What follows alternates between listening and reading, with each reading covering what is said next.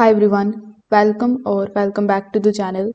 In today's video, I'm going to show you how to enable the WPS on a Spectrum Wi-Fi router in 2026. Now, WPS is going to let you connect the devices like the printers or smart plugs and cameras to Wi-Fi without typing the password. So here is how you can do it step by step. So first of all, you need to look at your Spectrum Wi-Fi 6 router.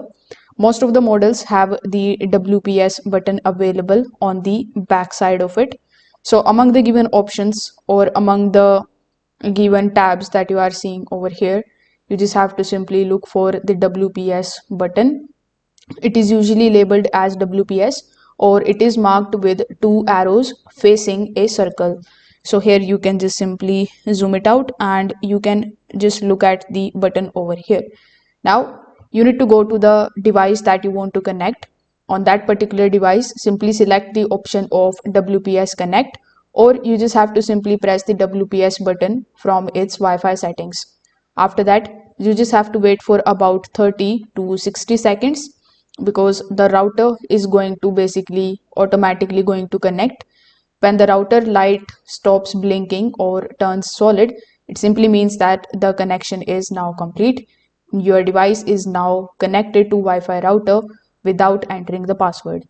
Now, if your router has no physical WPS button, as some of the newer Spectrum routers control WPS through the application. So you can look for the My Spectrum application. In it, you need to go to first of all to the services. In the services, look for the option of internet. Then in the internet, look for the option of router settings.